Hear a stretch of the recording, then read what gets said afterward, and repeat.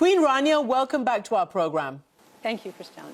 Can I first ask you, it is Ramadan, it's just started, and I wonder what your reflections are for yourself, for your family, for Muslims around the world, celebrating, or maybe that's not the right word, marking Ramadan this year in the middle of this war. Well, you know, Kристиан, Ramadan for us is a month of worship, charity, and compassion for our fellow human being. And I think this year we're welcoming these holy days with very heavy hearts. Ramadan is typically defined with family gatherings, people coming together, sharing a meal and breaking their fast together. But what is it like for the people of Gaza today, who are now hungry and thirsty in tents or makeshift shelters, who are mourning their dead and mourning the life that they had just a few months ago? You know, Kристиан, since the beginning of this war, Israel has cut off everything that is required to sustain a human life. Food, fuel, shelter, medicine, water, and it has been going on now for 5 months, and it's left the people of Gaza completely reliant on outside assistance. And actually it has systematically denied and delayed a lot of that assistance, occasionally bombing some of the convoys that bring this assistance and bombing some of the people, shooting at some of the people who are trying to get whatever scarce resources that they can get. According to the UN, every single person in Gaza today is hungry. Over a quarter of the population, that's more than 550,000 people, are one step away from famine. Experts say that they have never seen a population descend into such mass hunger so rapidly.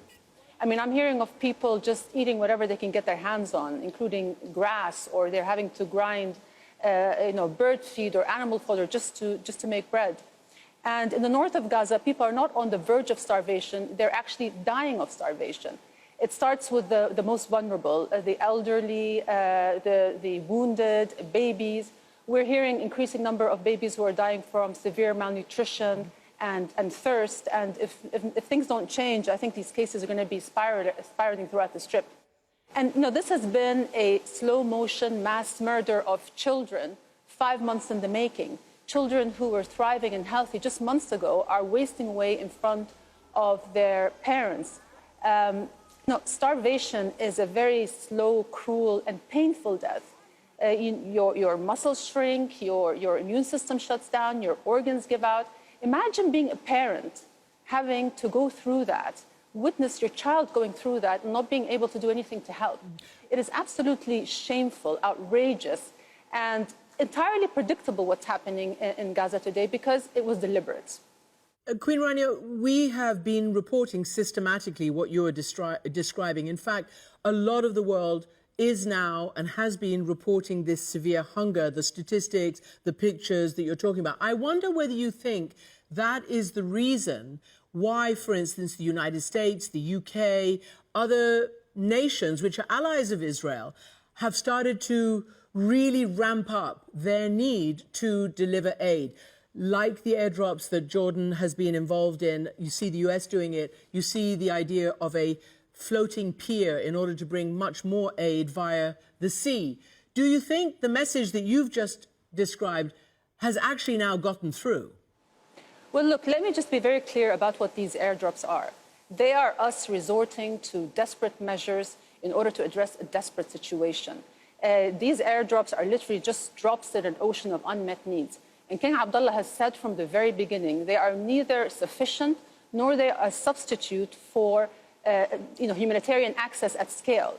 So countries should not use them as a way out, nor should they be viewed as an excuse for not doing what needs to be done. And that is implementing an immediate and sustained ceasefire, opening all access points into Gaza, particularly land routes, streamlining the inspection process, and making sure that there is safe access within Gaza so that the aid can be distributed. Every moment counts. Children are starving as we speak, so every moment and every meal counts. And so I think now we're past the stage of trying to talk Israel into doing these things. We need to actually start using measures and political leverage to get them to do those things. Can I ask you to describe what Jordan has done? Well, first of all, you're sitting in an air base. I believe behind you is some of the goods and humanitarian items that will be dropped. Tell me when they're going to be dropped into Gaza, and how has Jordan's experience been with, for instance, its hospital there, with the airdropping? Well, look, the reason why we started doing these airdrops is we found that after trying so hard in vain to persuade Israel to open the access points, the land access points, that we had to do something. We couldn't just sit idle and watch people starving. And so King Abdullah started organizing these airdrops. But I have to emphasize that the need is much greater than what we're being able to provide. As it stands today, there are trucks. There's tons of food in trucks that are miles away from people who are starving. So the hunger is not a natural disaster. This is a man-made, an Israeli-made disaster. It is deprivation by design. No matter the volume of the aid going in, nothing is a substitute for a ceasefire. Delivering aid under bombardment does not stop the destruction, the death, and the heartbreak. Mm-hmm. We cannot save people from hunger only then to bomb them to death. So again, an immediate ceasefire is the #1 priority. So clearly Hamas has said that it wants a long-term ceasefire. As you've heard, not only the Israeli government, but also the US president said that when they thought there was a possibility of a ceasefire and a release of hostages and much increased aid into Gaza, the last thing we heard was that it's up to Hamas to sign on. What does Jordan believe to be the sticking point with a ceasefire? Look, I'm not privy to the specifics of the negotiations. What I do know is that from a humanitarian perspective, we need to secure a ceasefire as soon as possible so that aid operations can be restored at scale, so that people can start burying their dead, so they can start healing. This has been going on for way too long. And this is not a time to hold out for political victories. There are no victories to be had as long as this war continues. There's only loss after loss after loss. And I believe that the international community really needs to weigh in. Israel has been able to operate with impunity, and that has really affected the credibility of many countries in the West. Now, I'm happy to see that some nations have changed their positions, have shifted. A country like France, we're very grateful to President Macron, who has called for a ceasefire and who has been with us executing these airdrops right from the beginning. Countries like Spain, Belgium, Ireland, South Africa, Latin America, all these countries are asking for a ceasefire. We've seen solidarity from the global public and exceptional solidarity from the global public, and that's sometimes created a rift between the public and their own leaders, including in places where you are, where the public is wondering when are their governments going to start taking more decisive positions. It's just that the credit, every time a child is being pulled out of the rubble, the credibility of countries, even like the United States, their values of equality, justice, and human rights, they're called into question. People in my part of the world are not only angry, they are disillusioned and disappointed. Many people admired Western values, and now they're having to rethink their worldview because they're asking, how come human rights are granted to some and denied to others? So President Biden publicly urged no offensive into Rafah, saying that it would cause, I cannot sit back and see another 30,000 deaths in Gaza, and said to Israel that it would cause more damage to the Israeli cause than benefit Israel. Then Netanyahu responds saying, my red line is no more Hamas, no more threats, and by the way, no state, no two-state solutions. So what is Jordan thinking about not just the immediate, but the day after? Because clearly you are the country, one of them, that does believe in a two-state and does have a peace treaty with Israel. Well, look, Christian, I think it's no coincidence that we're witnessing one of the most violent episodes of this conflict under one of the most hardline, racist governments in Israel's history. Prime Minister Netanyahu, by his own admission, says that his policy was based on divide and conquer, covertly propping up Hamas in order to undermine the Palestinian Authority and then say there's no partner for peace. Last year, even before October 7th, we has set a record in terms of settlement expansion and construction. Just last week, the Israeli government approved plans to build 3,500 more illegal settlements on occupied West Bank land. And sure, some of its allies condemned those plans, but as in previous cases, there's condemnation, but then the plans are carried out. As long as Israel is allowed to get away with breaking international law, as long as its allies don't hold it accountable, it will just increase its sense of impunity. So for years, Israel talks peace, but then condemns it to death by settlements, making a contiguous, independent Palestinian state less viable by the day. And for the longest time, we hear the international community talking about a two-state solution while allowing Israel to create a one-state reality.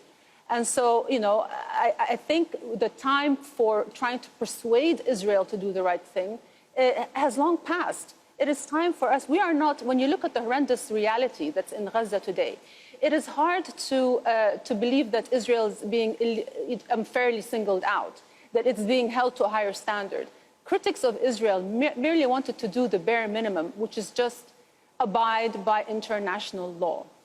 Obviously, you were received at the White House along with the King. You also went to Capitol Hill, where some of the strongest support does reside. What message did you deliver on Capitol Hill, and what did you hear from them? Well, I think a lot of people need to know more about this conflict, to really understand the intricacies of it, to understand that this is one of the greatest historical injustices, and to understand what the root cause of this issue is, to understand that this conflict did not begin on October 7th, that it was a result of years of occupation, of settlement expansion, of human rights abuses, of disregard for international law.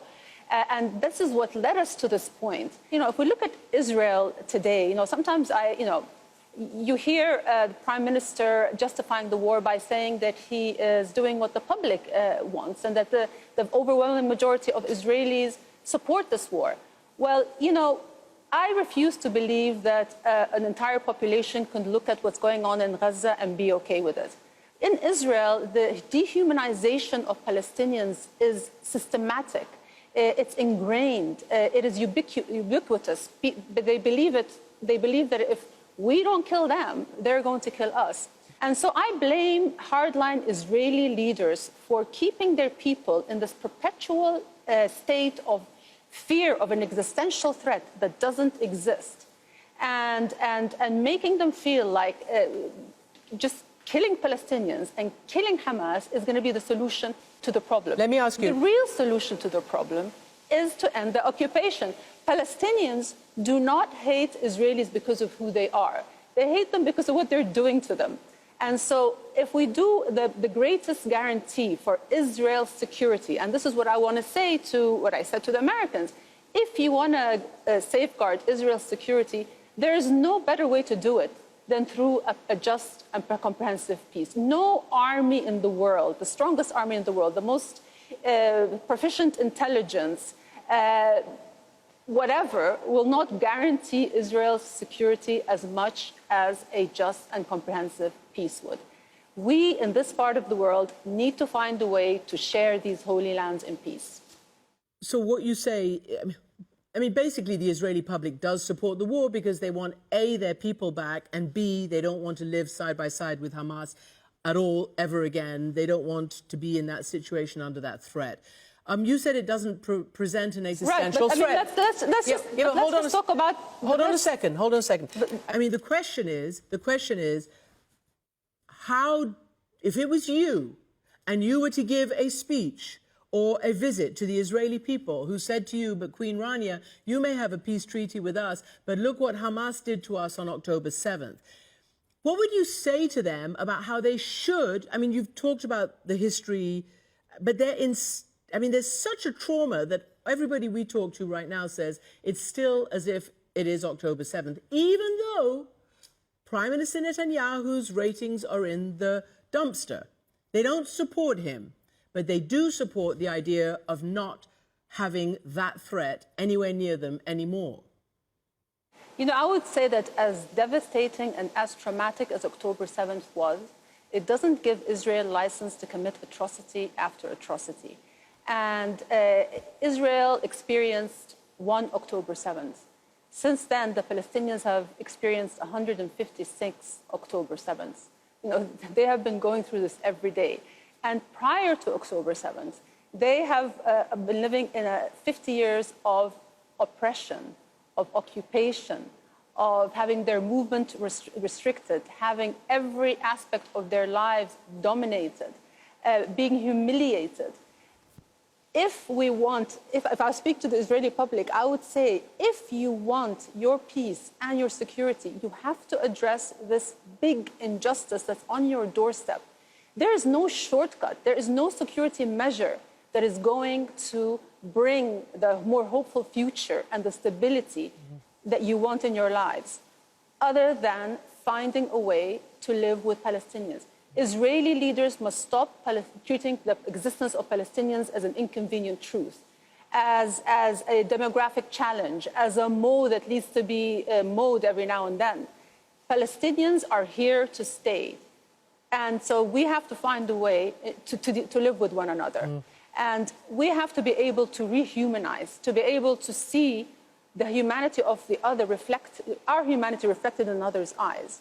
You know, an Israeli mother should understand that a Palestinian mother cares about her children just as much as she does.